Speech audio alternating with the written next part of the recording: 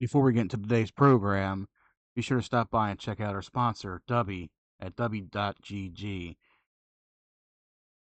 Welcome to today's episode of Cinemacast, everybody. Brand new episode for the summer. Be sure to hit that like and subscribe button down below if you're watching us on our YouTube channel, Air Entertainment.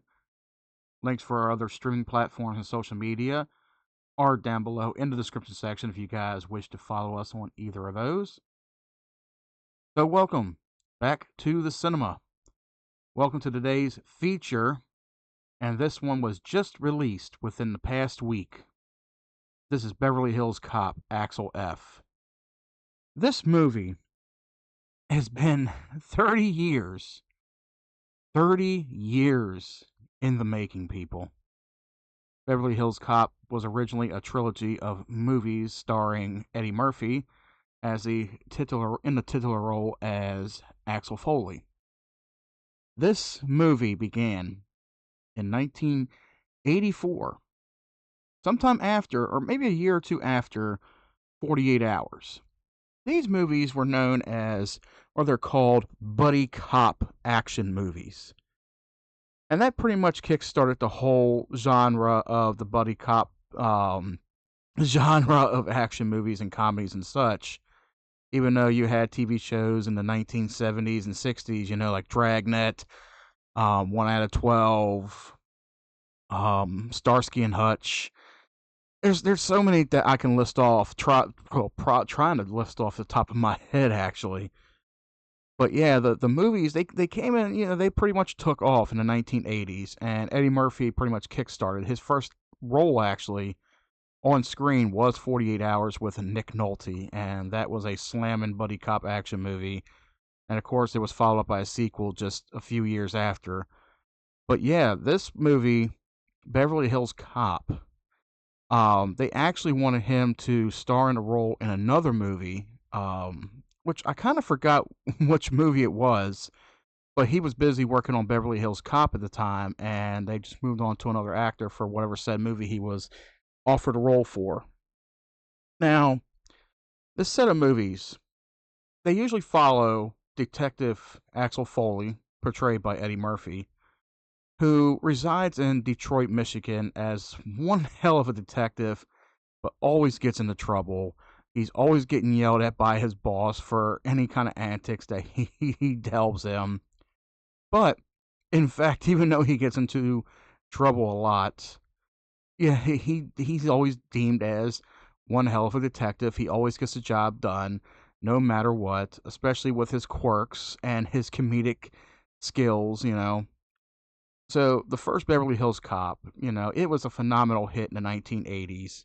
And I believe it was nominated for an Oscar for Best Soundtrack or Best something. I forgot what it was. It was nominated for a couple awards back then. Eddie Murphy, he really hit it off with movies like that. And it was a phenomenal hit. And then several years later, Beverly Hills Cop 2 followed up, which kind of fell short a little bit. But to me, that's my personal favorite movie in the franchise right now is Beverly Hills Cop 2. It's just something about that movie that resonates with me, where you have all three actors that are pretty much all together throughout most of the movie, and that is Eddie Murphy, Judge Reinhold, and John Ashton. They all play the roles as Axel Foley, Billy Rosewood, and oh god, I can't even remember the name. Oh, John Taggart. That's it. My mind's drawing a blank. Yeah, John Ashton as John Taggart. They're all, well, him and Rosewood, they are Beverly Hills detectives. And in each movie, something happens. In the first movie, Axel has an old cop buddy who gets into some trouble out in Beverly Hills and makes his way out to Detroit to see Axel and to let him know that he was in some kind of trouble. He was being chased down by, some thugs from Beverly Hills and ends up getting murdered in front of Axel's apartment. Therefore, he knew something was up in Beverly Hills and he had to make a trip out there, which he does, despite his boss's warning, don't ever come back if you decide to work on this case. But he does, and it turns into something much bigger, and he acquires the help of Rosewood and Taggart along the way in the first movie. and just to let them know that there's some trouble going on in their town while he's investigating, even though he's not supposed to be investigating. So there was a lot going on in the first movie, and it was just phenomenal how everything turned out in the end. And in the second movie, they're pretty much buddies. They're all buddies, and something happens to the guy that got Axel off the hook with his boss, and Axel Foley returns to Beverly Hills to return a favor to help out some dear friends of his to take down this ring of gun smugglers within Beverly Hills. And again, the movie fell a little short of the first one, and it wasn't that great to a lot of people. Like I said, it's my personal favorite. I definitely enjoyed it. And then a few years later, in 1994, we got Beverly Hills Cop 3, which of course was a turning point for the series, and Eddie Murphy kind of wanted a more serious tone to his character Axel. So there's not as many comedic bits in this movie as there were in the last two. There are a few moments that will have you laughing out loud in Beverly Hills Cop 3. However, some of the cast is kind of absent from this movie, such as John Ashton. There was no more John Taggart in this movie. Ronnie Cox does not portray his role as the Beverly Hills Cop chief in this movie as well. And an absence to, well, one particular character that did appear in the first movie but was absent in the second movie, and that was Bronson Pinchot. Pinkett or Pinchot, I forgot. I can't pronounce his last name, but he was Balky on the TV show, the 80s TV show Perfect Strangers. And he played the role of Surge in the first movie, and he makes his return in this movie with his short scene, and it's pretty comical in a sense to see him return. However, even I believe it's Paul Reiser, who played Jeffrey in the first two movies. He did not make a return in Beverly Hills Cop 3. And then, of course, the actor who portrayed Axel's boss, I forgot what his name was. In fact, he wasn't even really an actor. He was an actual police officer. If I can look up, let's see. I am looking up right now.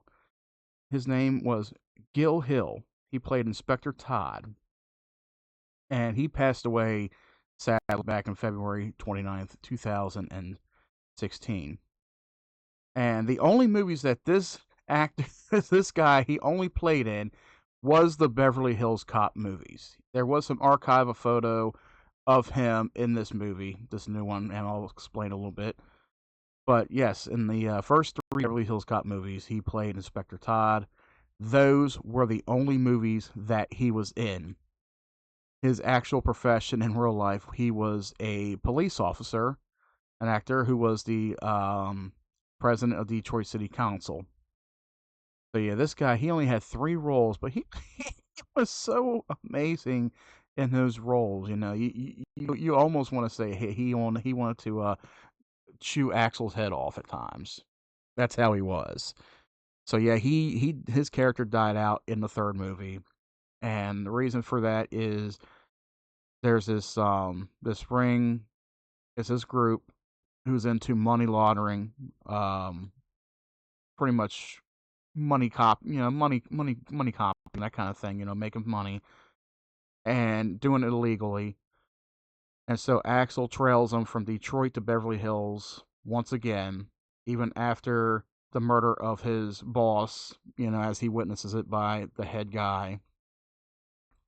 And he's out for revenge to take care of his boss's murderer, and follows him out to Beverly Hills to an amusement park that's kind of like Six Flags. And of course, out there he meets up with Billy Rosewood once again. So I will say, in all 4 of these movies, Judge Reinhold and Eddie Murphy are the only 2 characters that reprise their role in all of these movies. So it is definitely good to see both. This is not a Beverly Hills Cop movie without Judge Reinhold. You gotta have Billy Rosewood. He is like, he's almost like not just the comedic side to Eddie Murphy's character. He's a little bit more serious, down to earth, but he does follow along with Axel's antics at times. And it can almost question yourself as like, is he a good cop? Is he a Rambo cop in a sense? But it all falls into place, and it plays out pretty good in the first three movies. Now, the third movie, like I said, it wasn't a favorite to a lot of people. It really fell short. It did not feel like it connected with the other two movies in such a way. And, especially with the absence of some of the cast members who were not on the, who were not available for the shoot at the time. And I guess they turned down the role because maybe they didn't like the script for it. But I think it was also co-produced by Eddie Murphy, I think, at the time. But audiences didn't really, I guess they didn't really care too much for the more serious tone of Axel Foley at the time because he wanted to be more about the character. He didn't want to do like any of the comedic antics that he had in the previous two movies. So he went with a little bit more serious tone. I thought it was a good movie in general. I thought it was pretty good. I did not look at it as like a terrible movie. There are some moments in the movie that does make you question a little bit, like how did it lead to this part? How did it lead to that part? That kind of thing. So yeah, that was the trilogy that happened within a 10-year period from 1984 to 1994. And of course, everybody was waiting for another Beverly Hills Cop movie. It was announced over within a 20-year period after 1994, and people were like, "When are we going to get another Beverly Hills Cop movie?" And I'm pretty sure it was on the table. Eddie Murphy was wanting to talk about it. He had other roles in mind. Like he was also doing the Shrek movies too. He was the voice of Donkey in the Shrek movies. So he had that under his belt with a lot of other roles that he was dealing with at the time.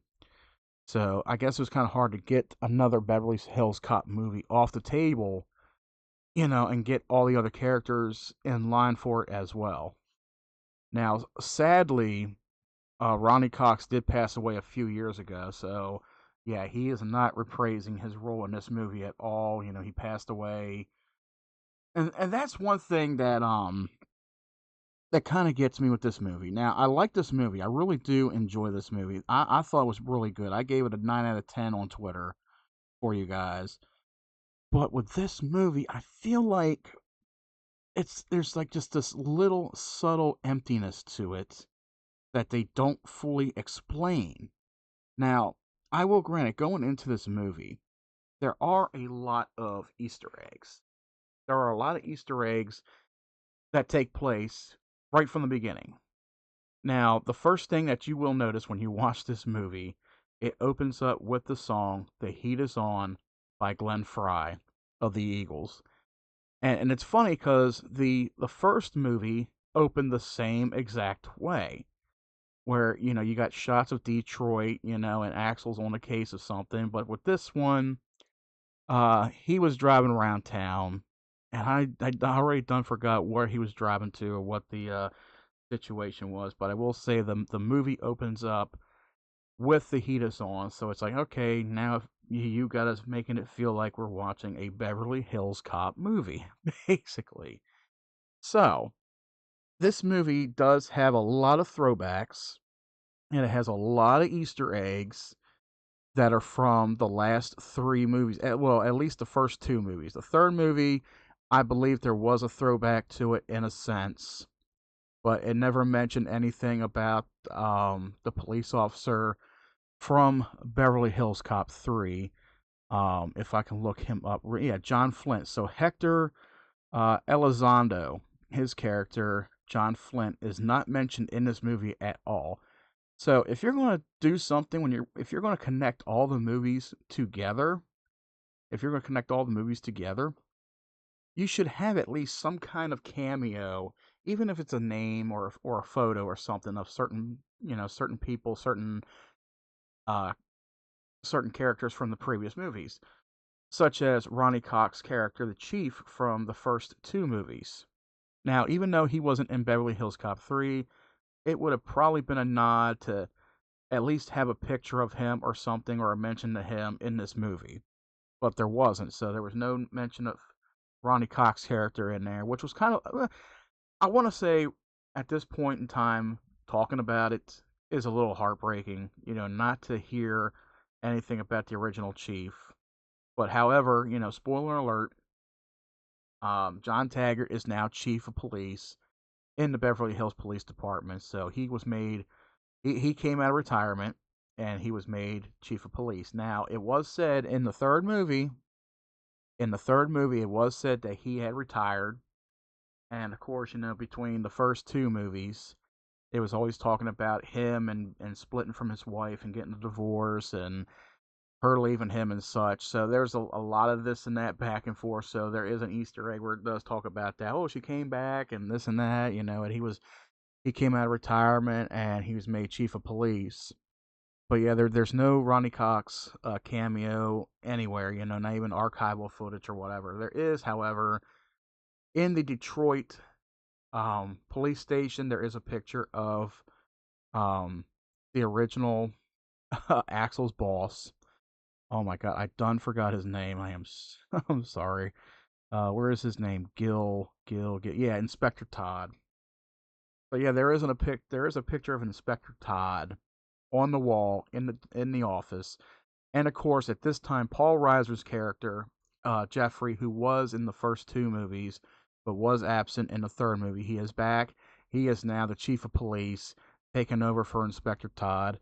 It has never been mentioned. They never mention his name, but you do see his picture up in the office, which is a nice little nod to the character, to the actor as well.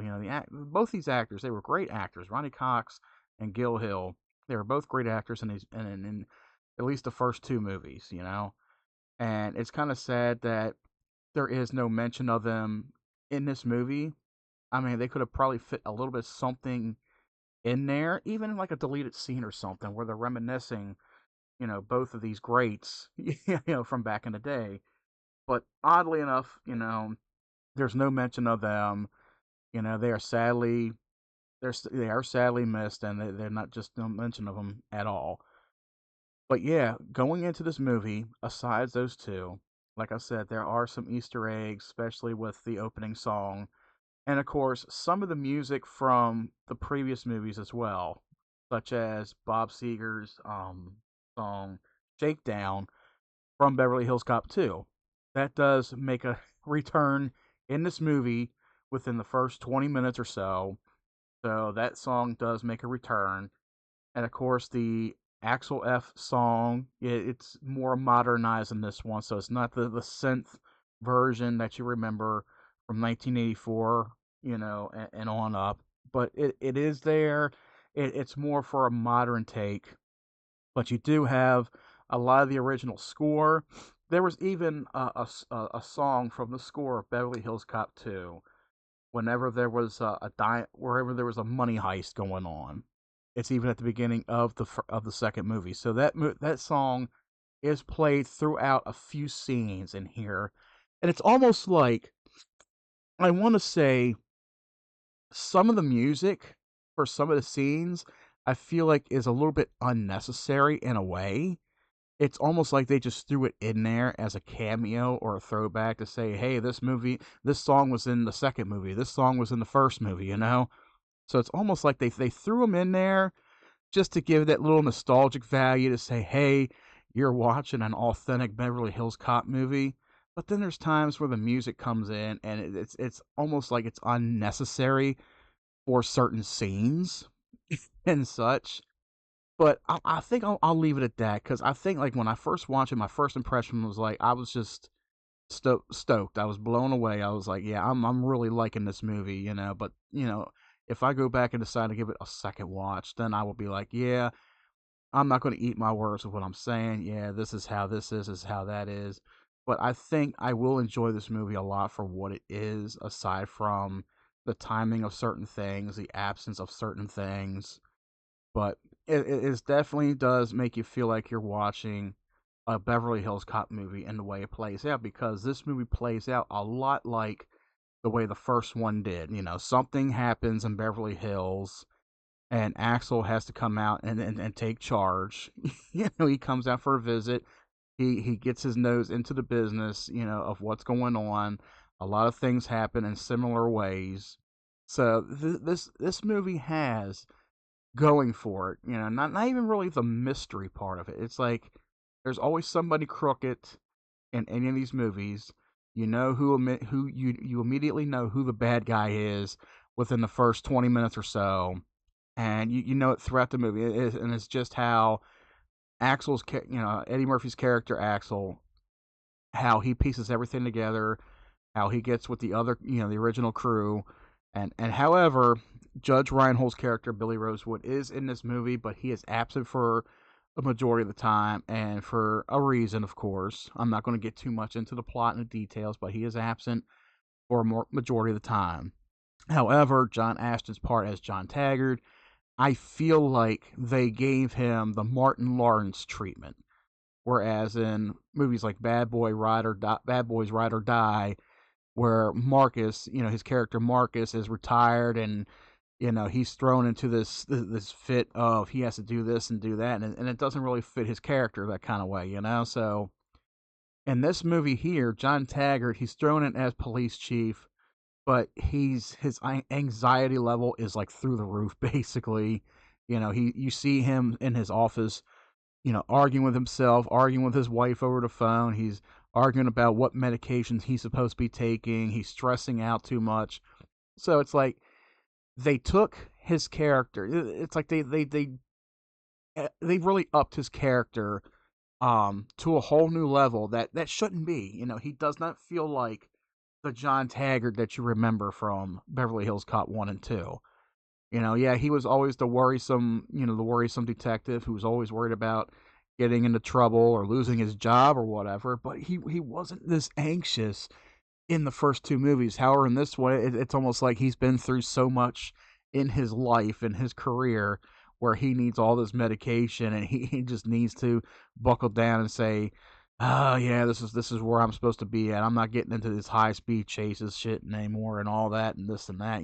But that's basically his role throughout the rest of the movie. And of course, Paul Reiser, he has his scenes, which are just about the same amount of time in the first two movies. He's never really given a full on role, but he's there as a character, and he plays it almost about as well as he did in the original two. But this time, he's a police chief of Detroit. You only see him maybe for the first few minutes of the movie, and then maybe a couple other scenes after that. And that's about it. That's all. I feel like some of the original characters that they put in here, like him and Bronson, they're given about the same amount of on-screen time as their characters were back in Beverly Hills Cop 1, 2, and 3. Especially for the character Serge, he comes in, he looks a lot, mind you, this movie is 40 years, 40 years after the first Beverly Hills Cop.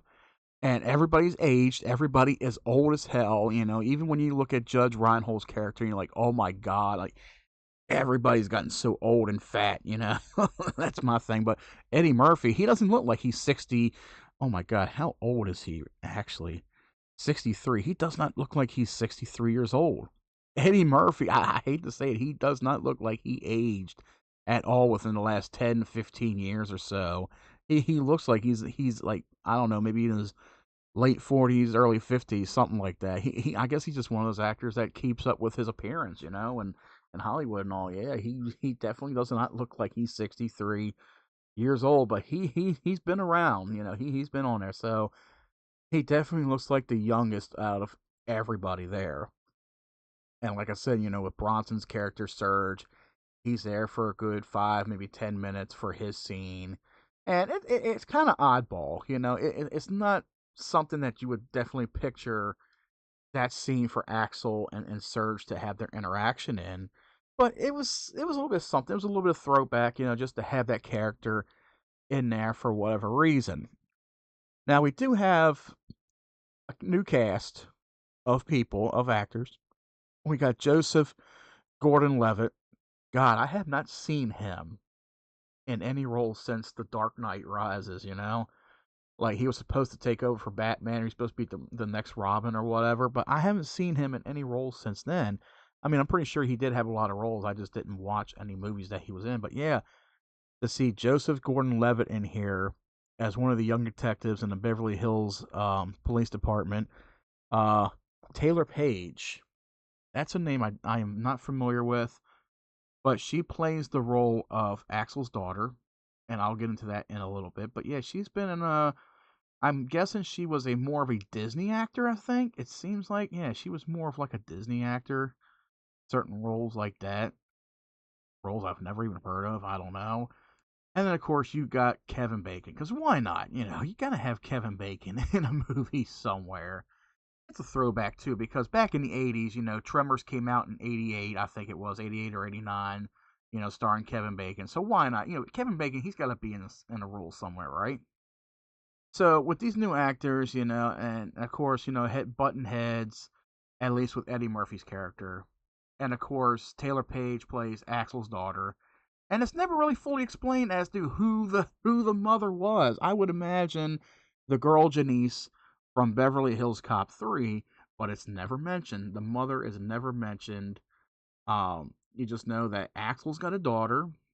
She is of age. She's like in her 20s or whatever, and she plays an attorney, and she's covering a case for a convict who is innocent of a crime, and she's trying to diffuse it. She's trying to get him out of jail because he was innocent.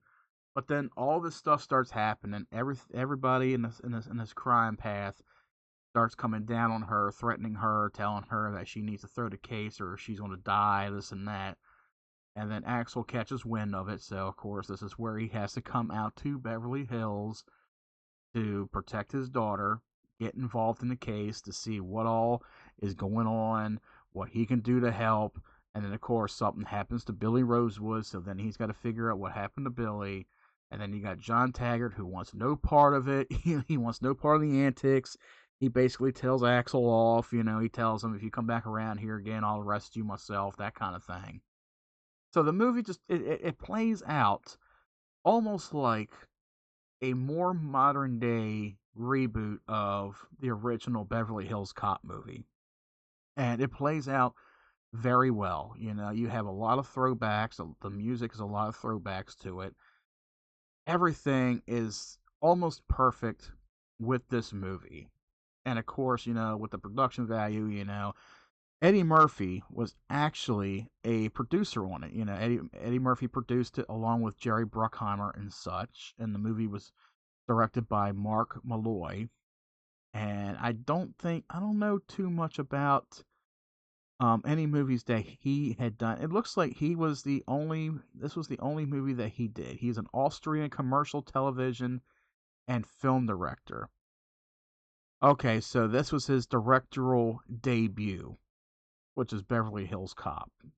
So this is his directorial debut. This is the only movie that he has directed so far. So it's a brand new director. This is his first project. And I will say, with the help of Bruckheimer, Eddie Murphy and such, I think they did a very well job well done. I really do. Even though Rotten Tomatoes gives it a 67%, consensus, the website did read the content, content to let a very game Eddie Murphy bring all the heat. The fourth Beverly Hills Cop movie coasts on nostalgia, but marks a welcome return for Axel Foley, which is very true. Brian Tallarico,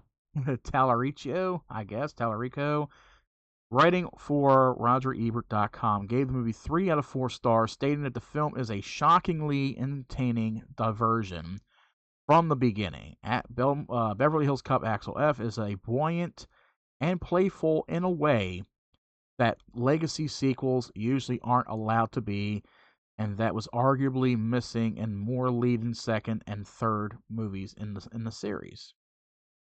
So yeah, even right now, even Eddie Murphy and Jerry Bruckheimer revealed that a fifth Beverly Hills Cop film was already in development as of June 21st. That is pretty amazing to hear that they're already in making of a fifth movie. And I think what they should do is take a couple years to get the script, to get the story written out very well as they did with this one, and make it just as good. Now, will all of the original cast return? We don't know. Only time can tell. John Ashton, could pass away, Judge Reinhold could pass away, Paul Reiser could pass away. I'm not saying they're going to, but these guys are up there in age, so it's like you got to take it one day at a time with this. But I will say, like, with Eddie Murphy, he's back as Axel Foley. This movie did very, very well. I'm happy with how it turned out, and I hope you guys are too. This was a very good introduction to the Beverly Hills Cop franchise to bring them back. 40 years and 40 years for this franchise. Only 4 films, but 40 years. And it's amazing how it has come a long way. Eddie Murphy, he still has a lot of spark left in him, and I'm pretty sure he'll make these movies until the day he dies, at least, or at least pass it on to somebody else. Because I cannot see a Beverly Hills Cop movie being a Beverly Hills Cop movie without Eddie Murphy. You cannot have it. You could probably spawn off another, kind of like how Fast and Furious spawns off, like Hobbs and Shaw or something like that, but you just can't have one of these movies without at least Eddie Murphy. Or even at least Judge Reinhold, as old as he is. You gotta at least have those 2 actors in there. You gotta at least have those 2 in those roles. I know John Ashton's up there in age. I know he's probably not going to be up for another one, but who knows? It all depends on how the script is written out, how everything plays out for it, and if they are up for it, And I think as long as something like that comes to light, I'm pretty sure with this being a Netflix only release and as successful as it was, maybe the 5th one will be released in theaters.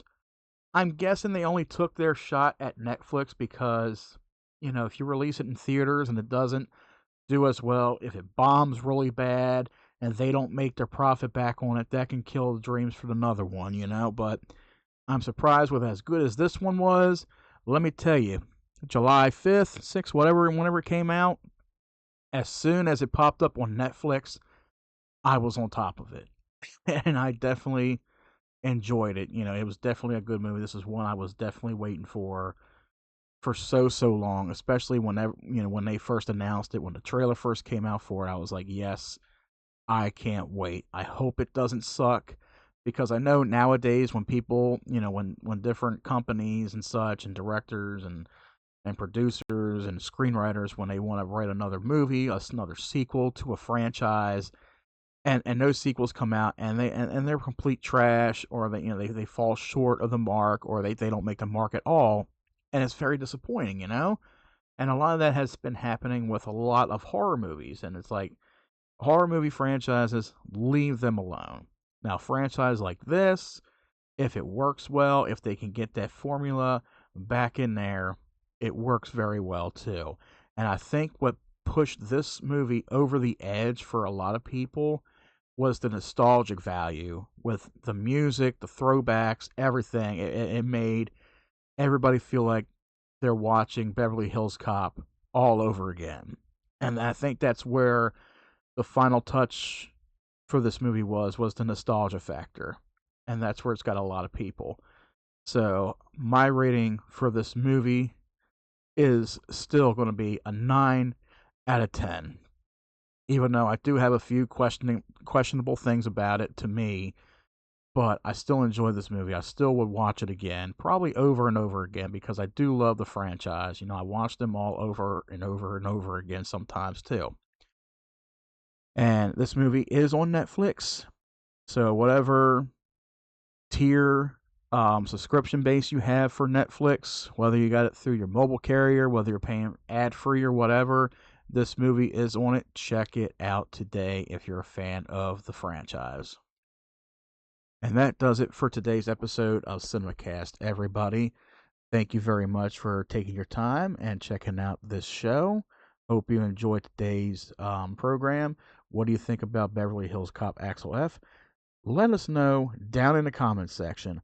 Also, while you are here, take some time to hit that like and subscribe button. And if you're on other streaming platforms and social medias, all the links for that are down below if you guys want to check us out on there and follow us on there as well.